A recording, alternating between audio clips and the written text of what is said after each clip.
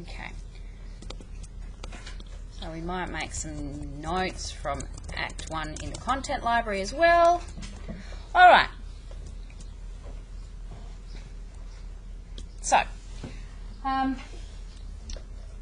if you can see here, Act 1, you remember these things are called stage directions. And that's a word that you need to know. So if you think about it, this play, it's not a movie, or it is a movie, but we're not studying the movie, we're studying a play. And a play is meant to be a live performance. People standing up on stage and actually giving a performance.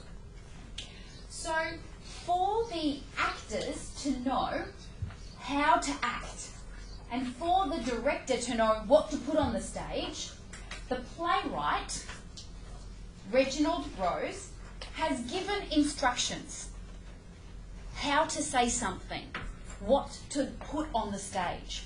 They are called stage directions, okay? And a lot of the time we can use stage directions as part of our evidence and even as part of our analysis when we write our essay. Okay? So the first thing I might write here, all right, stage directions. What are stage directions, folks? They are instructions to the actors on how to act, and to the director of what to put in on the stage.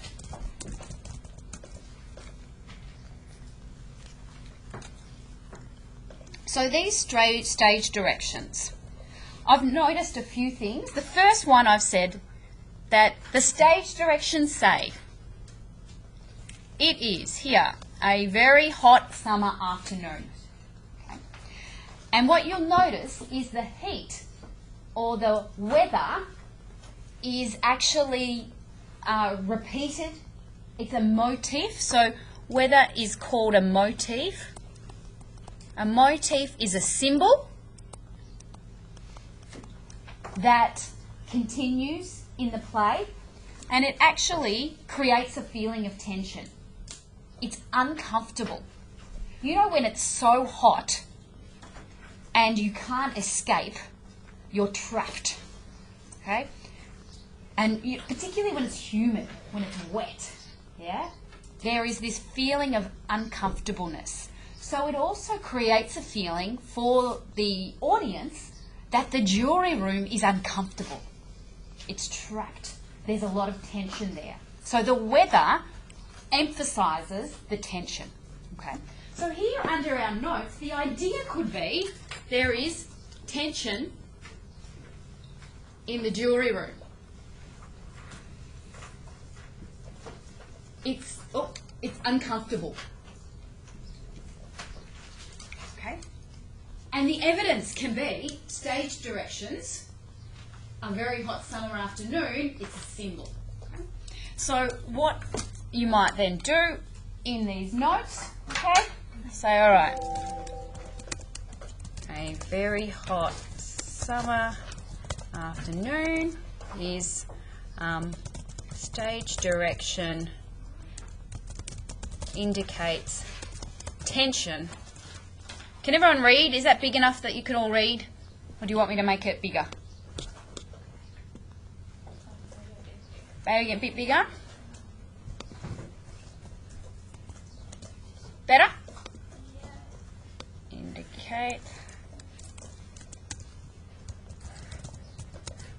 tension in the jury room and shows the uncomfortable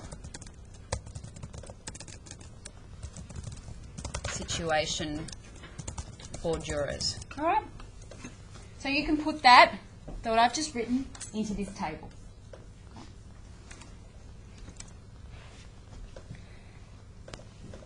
Now I noticed here that it says a large scarred table is in the centre. Scarred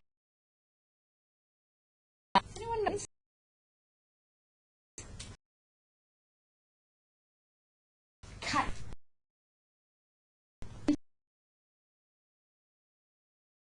perfect. They are like white or red, and it shows you have been hurt in the past. That's a scar. Okay, so a scarred table.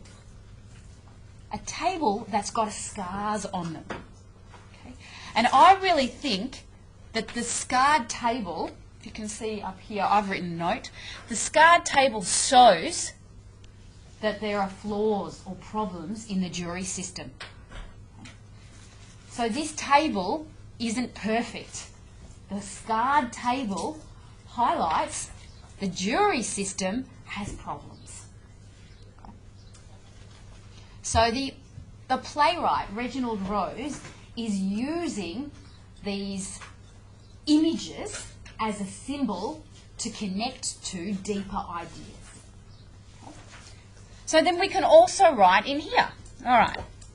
So we know that the jury system has problems. That's one of the ideas in the play, right? So the idea, the jury system has problems. The evidence might be the symbol in the stage directions at beginning of the play, large scarred table. Yeah?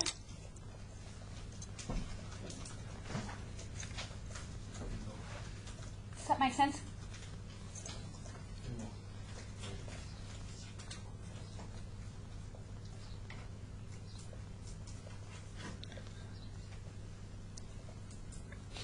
Okay.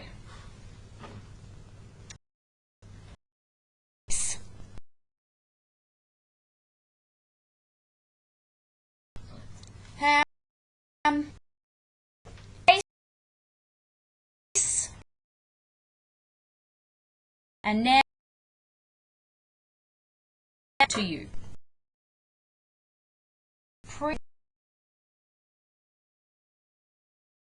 Homicide. This is planned murder. Okay, most serious charge. You've listened to the testimony. You've had the law read to you. It now becomes your duty to try and separate the facts from the fancy. I urge you to deliberate honestly. Oh, bummer. This is not worked completely. Thoughtfully is a reasonable verdict, not guilty. Now, what I've done is I've highlighted something here and said you are faced with the grave responsibility. See down here, you're faced with a grave responsibility. Does everyone know what grave means? Yes. What's another word for grave? True. Ah, it is true. But actually, in this case, it's an adjective and it just means serious. Okay? So, it's a serious responsibility. Okay? So, if I'm writing a note, I can say, okay, what is that showing, or what is the idea there? The idea is that, so what is Rose trying to tell us? Rose is trying to say that that jury duty is an important responsibility. Yeah?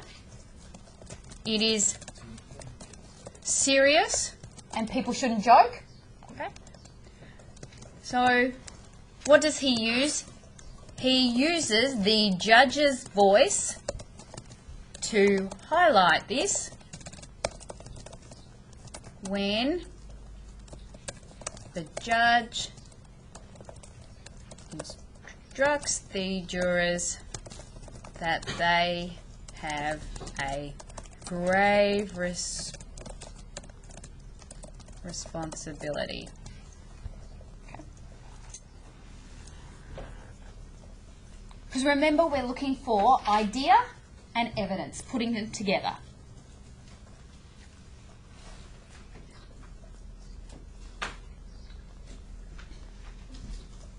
See? And in my little notes here to the side, I've got the judge's voice used to show the importance of the jury system.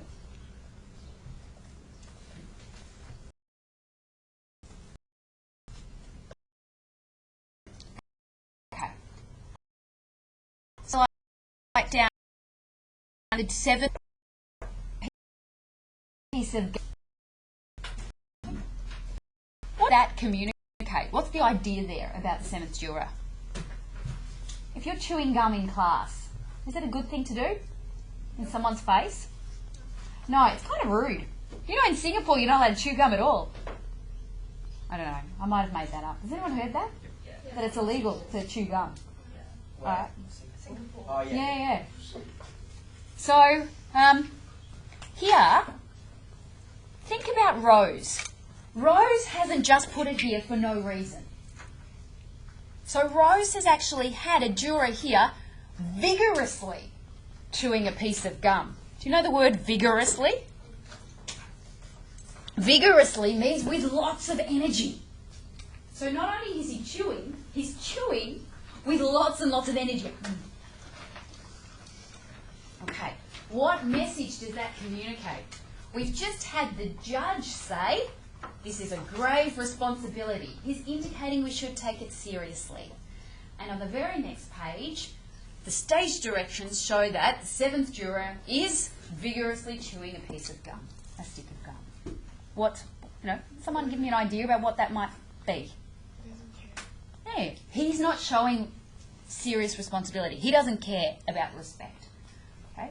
So we start to know about the seventh juror, but also about how some people treat the responsibility. Okay? So we can now take some notes on this. The idea can be seventh juror not taking the responsibility seriously, or Rose is saying that some people in society don't take the responsibility seriously. Okay? Now why is this?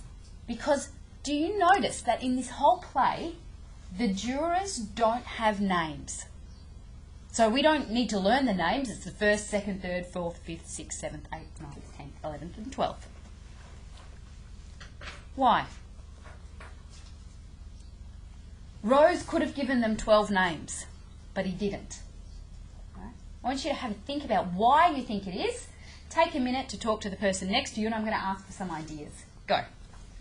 1 minute.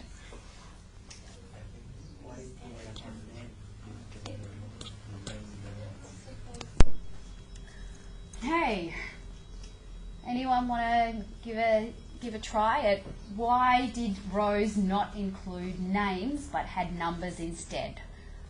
Okay. At the back there, Leon. Because I think the number is easy for people to remember. Okay, yeah, easier for people to remember. Maybe, although actually sometimes I think it's confusing. It's like, is it number 1 or 2, or which one is he, and 5 or 6, and some of them, sometimes I think it could even be harder, but it's one possibility. Did anyone have anything else? True? Because the author doesn't want people to know their background. Okay, so the background you kind of get a little bit as throughout the play unfolds. We learn that one's from the slums and one is from the, another country. We do learn things about them. Did anyone think about, because Rose deliberately picked no names, just numbers.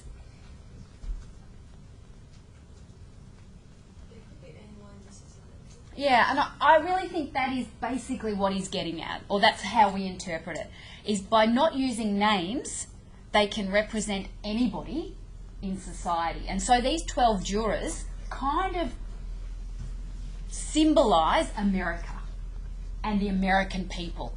So the attitudes of these 12 jurors, Rose is suggesting that these attitudes exist in society. Okay? There will be people who are racist. People who just want to get the job over quickly because their life, their baseball game is more important. There'll be people who, too shy, timid, people who are immigrants, there will be these different attitudes in society. They're kind of representative of more than one person. Okay? And I think that's probably the most common way of analysing it. So in this case, the seventh juror shows a lack of interest, yes, and a lack of responsibility. And he shows that, one of the ways that he shows that is through chewing the stick of gum. Okay? But that also connects to people in society not showing responsibility. Yeah? Does that make sense?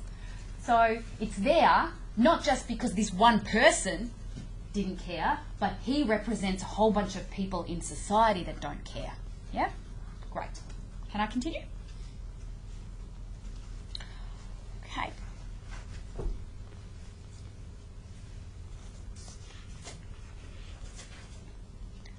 So everybody that's following on, we're at the top of page 7. Okay. It's your joke. So they said, let's do a vote. Okay. We might want to vote by ballots, and maybe we can get him elected senator. Do you know what a senator is? Maybe we can vote for him and he'll become a politician. Okay, he's making a joke. Again, this is contrasting because the judge has just said this is a serious responsibility, and, you know, 7's chewing gum, and now juror number 10 is making a joke about the whole process. Okay? Showing that people are not taking it seriously. So I've said making fun, making a joke, it also indicates that he's not taking the responsibility seriously. Okay? Now we start to get to know the juror's personality. Okay? Juror number 2 here, the instruction is for juror to speak mildly. Shows hesitance. I don't know. It was pretty interesting. Okay. So just by the stage directions here, mildly, we're starting to get to know that maybe juror 2 is a bit timid. He's shy, not confident. Okay. All right, juror 3, I was falling asleep. Okay. What's that evidence of? He was bored. Again, it could connect to not treating the responsibility seriously.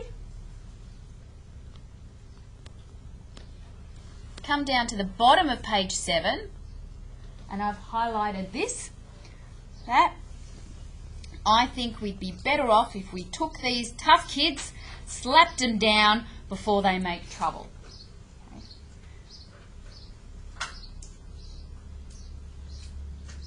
Do you know what slapped them down? Right, slapped them down to the ground. It would save us a lot of time and money. So juror 3 has already made up his mind. Okay? We should slap them down because they're tough kids. It'll save us time and money.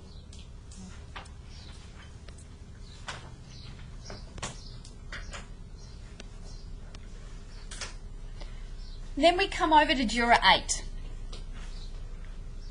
And this is over the page.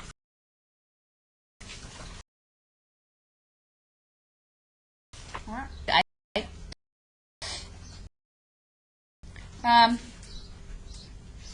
Was talking.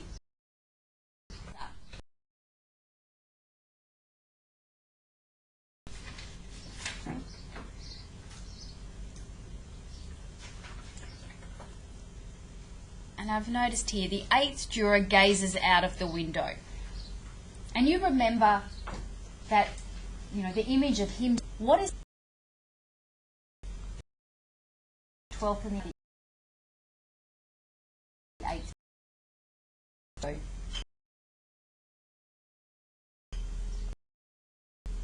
What's he doing? He's thinking. Contemplating, he's thinking, he's reflecting. Okay? So his body language, looking out the window, is showing us something about his character. He's thoughtful. He's really deep in thought. And although he speaks probably the most in the play, you can see he's not a person that just wants to talk to hear his own voice. He is a person who is thoughtful and quiet if necessary, listening, thinking. He speaks only because he feels like he has to, because that's his duty, not necessarily because he likes to be the one who's the centre of attention. Okay? Now we get that through his actions and partly through some of these stage directions. Thoughtful and quiet in the beginning of the play, where all the other jurors are, getting to know each other loudly. He's the one who's separated himself. Okay? Does that make sense? Yeah? Okay.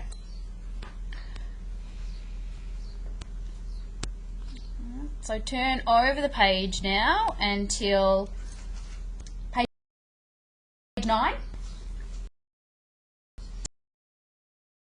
Juror broker. In finance. That's somebody else's shares. Okay? Company shares. Alright. And the third juror is, he says, I run a messenger service. Do you know what a messenger service is?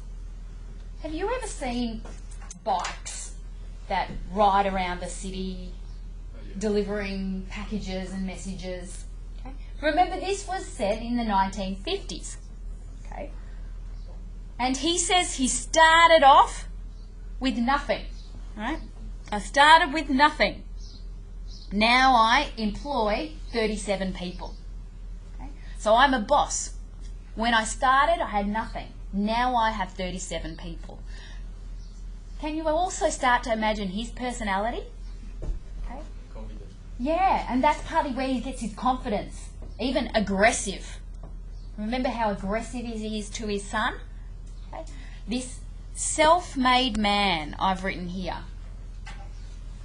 Self-made means that he's made himself, made his business from nothing. Okay? He didn't inherit money, he made money.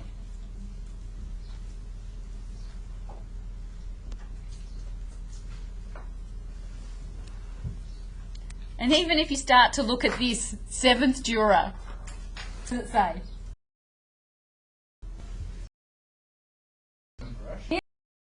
Here's watch. The boys. Right from the beginning.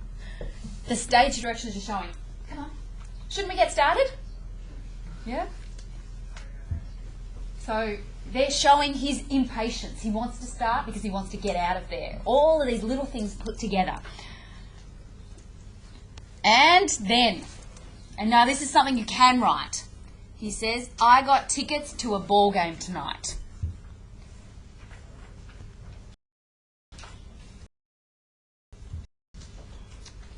Rose is suggesting that he thinks, Juror 7 thinks that his ball game is more important than this boy's life.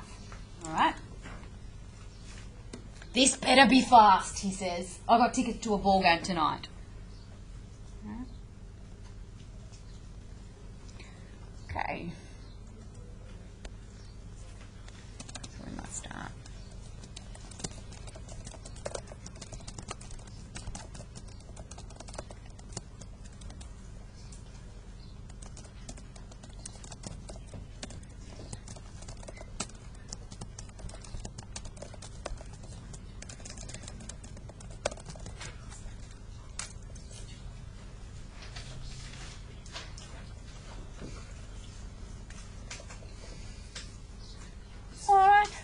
And so they then decide to, the foreman says we should sit in order.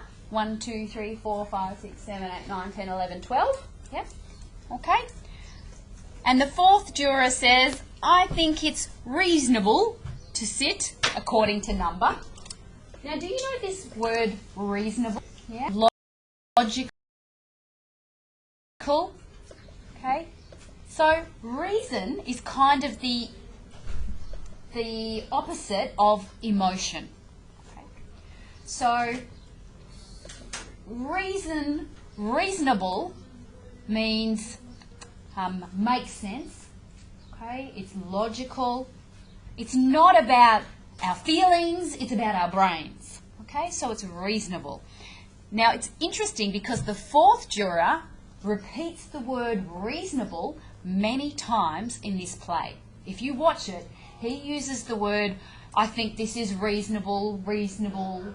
And so many times he uses the word reasonable, which highlights that perhaps the fourth juror thinks that he is a reasonable man. Okay? The interesting thing about that, though, is that this reasonable man, this logical man who uses his brain, is the same man who is actually quite racist. He has many racist opinions. Okay? And also one of the last ones to change his vote. Okay? So almost being too reasonable means that he can't see. Okay? So the 11th juror, we start to learn that he's from Europe. He says, because the stage direction says he speaks with a German accent. Okay.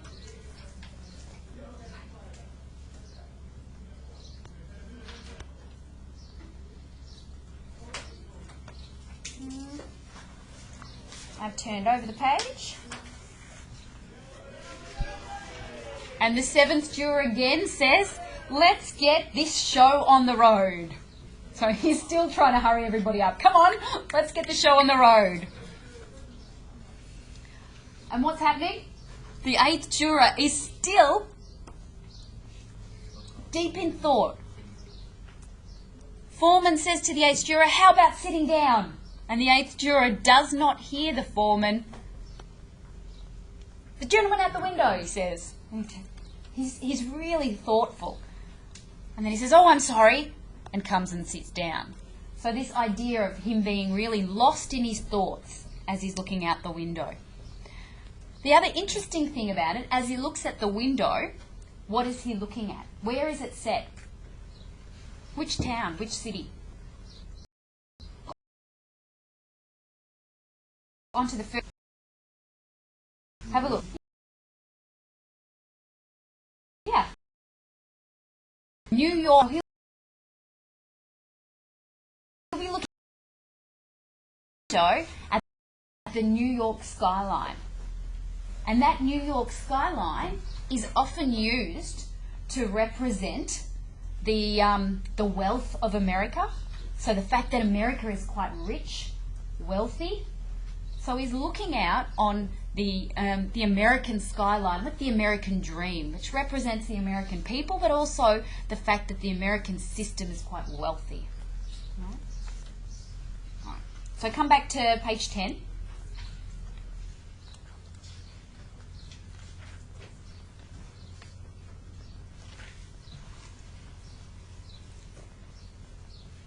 Now, if you look halfway down, page 10, you'll see the 10th juror.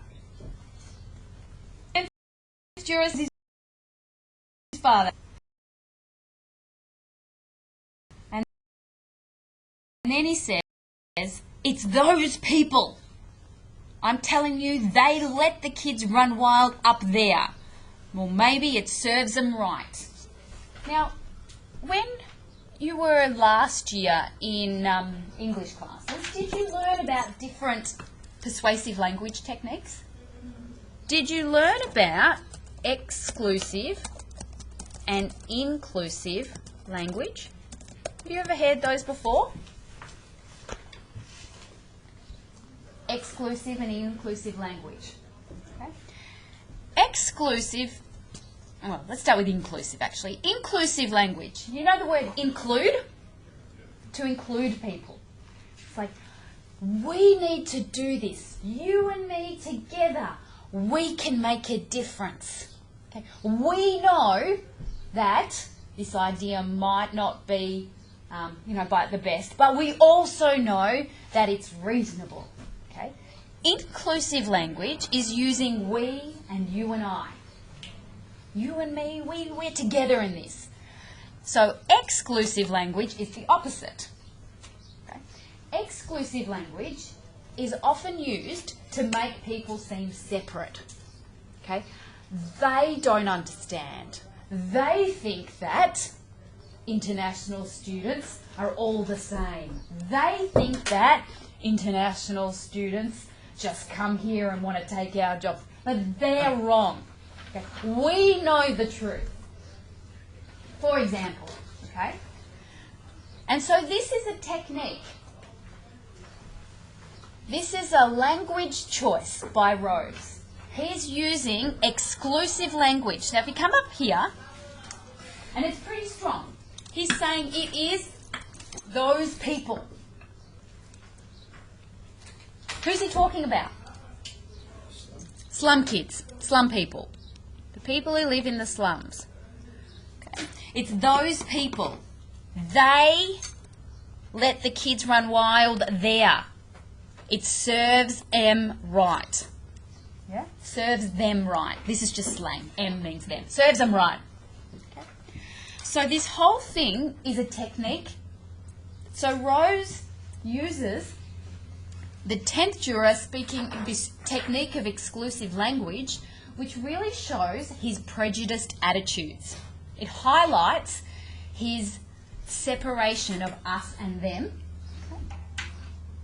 So we could write something along the lines of that, you know, the idea, prejudiced attitudes held by the jurors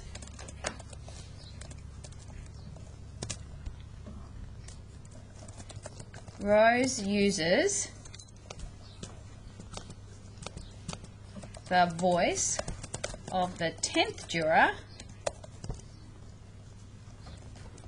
It's those people.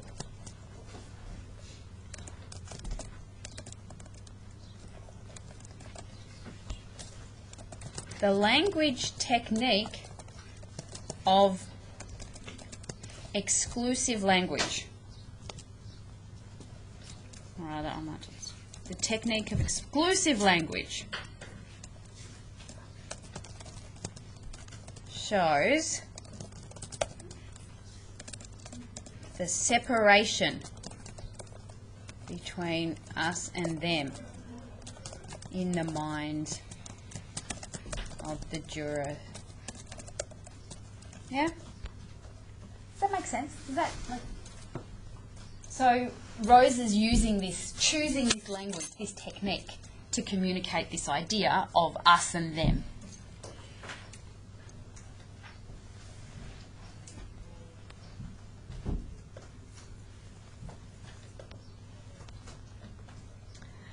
Now another thing we start to learn about, the foreman. He's the only juror called the first juror, number one. Foreman, name.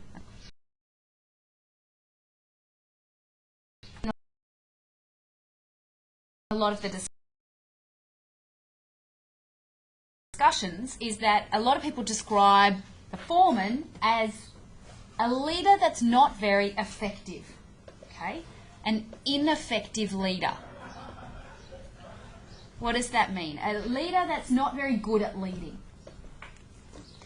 And one of the reasons you'll see is that there's a few places you'll see it, but one here is that, now you gentlemen can handle this any way you want to. I mean, there's not going to be any rules, and, you know, so he's kind of saying he's the leader, but letting people do what they want. And the other thing is a bit later on, you remember when somebody gets upset and he says, oh, well, you want to be the leader? You be the leader then, yeah? You take my seat. Come on, you sit here. So he's getting really defensive and angry. So this is one of the reasons why he's an ineffective leader, or one of the pieces of evidence.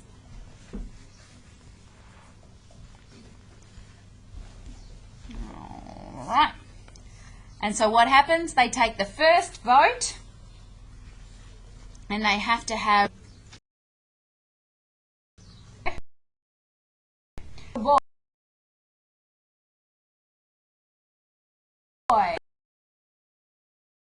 the 8th juror votes.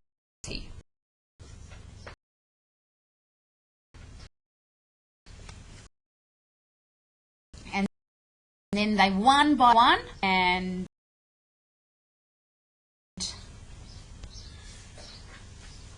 say their reasons.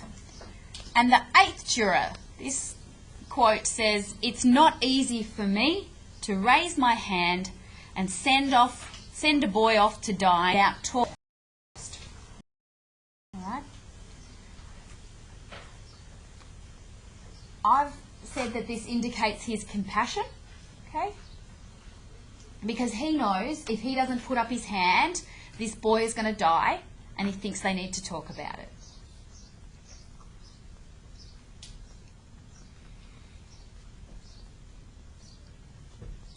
And then he says, later on, he says, we're talking about someone's life here. We can't just decide in 5 minutes, suppose we're wrong. This word suppose is used quite a lot. In this case, it kind of means what if.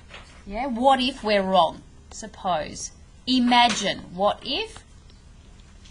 Or imagine. Imagine we're wrong. Okay. And the seventh juror says, suppose we're wrong. Well, what if this building fell on my head? You can suppose anything. You can imagine anything.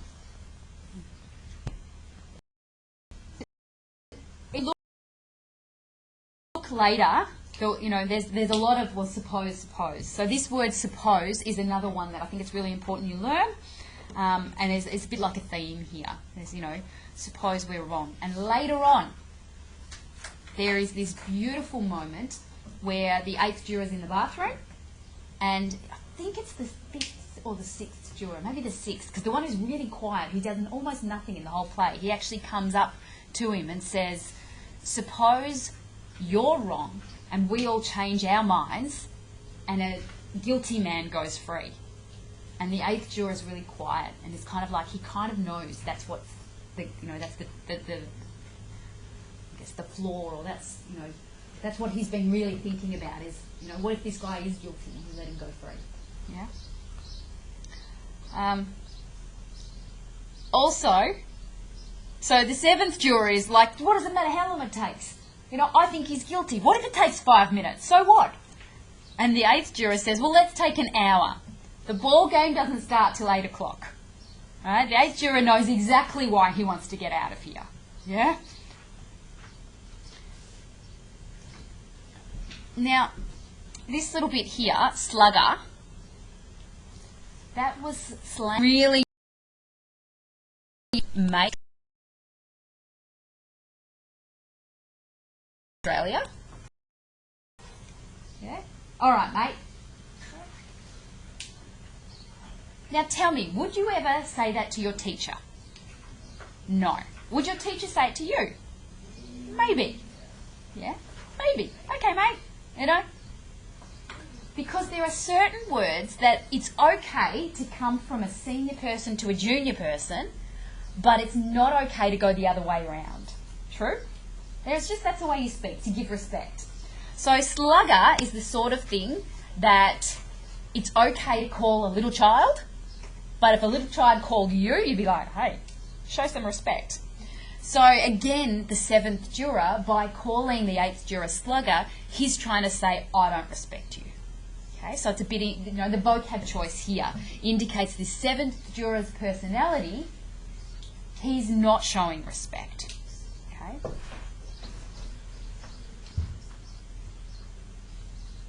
All right.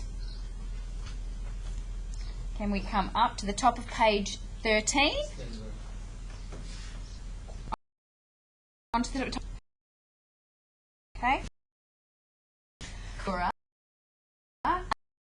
That's exploring here. Okay, well, we've got his exploring the boys. He's considering the background, which I think shows also compassion, but also being sensitive. Okay. So this boy's been kicked around all his life. He's had a really hard life. His mother was dead since he was 9, so his mother died when he was only 9 years old. He spent 1.5 years in an orphanage. That's not a good head start. He's had a pretty terrible 16 years. I think we owe him a few words. Okay, so he's considered the boy's background and was sensitive to it, not judgmental. Okay, some of the boys, like the 10th juror says, or was it the third juror? We have to go back. But the third juror who said, I think we should slap him down. before they make trouble. Okay? The contrast between the attitudes of the third juror and the eighth juror, you can see here. And the 10th juror here, again repeating, what type of language was it? Something language? Exclusive language. Have a look at this. They are born liars. Right? You can't believe a word they say. They are born liars. Okay? So the contrast between the inclusive and the exclusive language here. We don't owe him a thing. He got a fair trial. He's lucky he got it. We're grown-ups here. We heard the facts. Didn't we? Now you're not going to tell us that we're supposed to believe that kid, knowing what he is. You can't believe a word they say. They're born liars. So that contrast here in the 10th juror is really strong and pronounced. Okay? And the 9th juror speaks now. Remember the 9th juror? Who is the 9th juror? The old man. Okay? It suddenly occurs to me you must be an ignorant man. Do you know this word ignorant? Do you know the word ignore? Okay. Ignorant means somebody that doesn't listen to others, doesn't listen to other opinions. Usually they have their own ideas. They ignore all the other ideas. Okay? You must be an ignorant man. Ignorant is another way of saying prejudiced or racist. Okay? So, prejudiced, racist. Okay.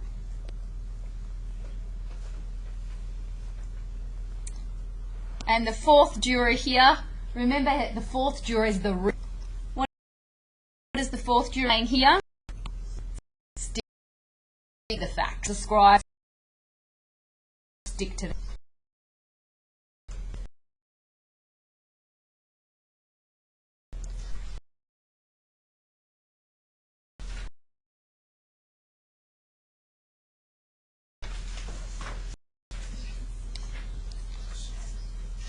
And page 14, the 12th juror, okay, is doing a doodle.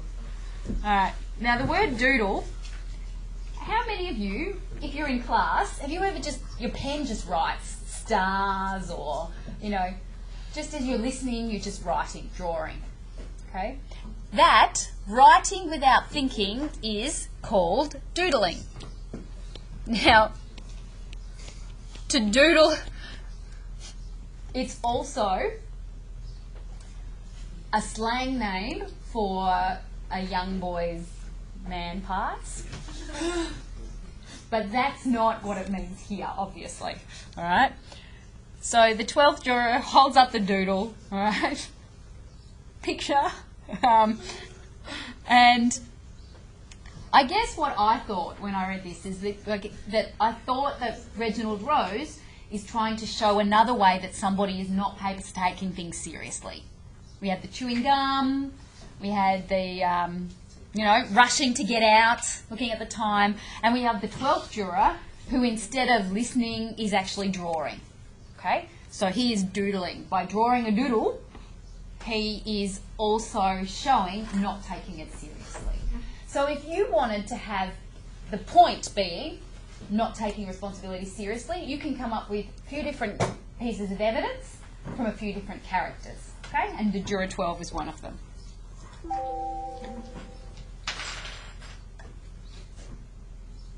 Okay. So they start then going around the table one by one, starting at juror 1 and remember juror 2 before it's a bit. Let's have a look. You'll see. Oh well, he pauses nervously. Oh well, it's hard to put into it. I just think he's guilty. All right. So we're starting to see his personality. that he's nervous, not confident. Okay. Nobody proved otherwise, and juror 8 says nobody has to prove otherwise. The burden of proof is on the prosecution. Okay. That means the prosecution has to prove he's guilty. Everybody starts in the legal system as not guilty. He doesn't have to prove not guilty. We assume not guilty. The prosecution has to prove guilty. Okay, that's the way the legal system works. Now, what juror 8 is saying is he's actually showing knowledge of the law. All right, so this bit here shows juror 8 he knows. Okay, the burden of proof is on the prosecution. The defendant doesn't even have to open his mouth. It's in the Constitution.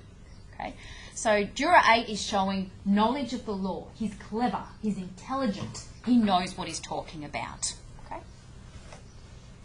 What I might do is I'm going to just stop it now because you've been listening for a long time. What I'd like you to do is go back into this table, okay, and I want you to look back over the notes from the last few pages that you've taken, and I'd like everybody to now write for me 5 ideas and evidences that 5 pieces of evidence and ideas that we didn't write down as we went through. Okay, so 5 things that we talked about but we didn't write down together. Can you all now write 5 notes into the idea plus evidence column that you are creating? Okay?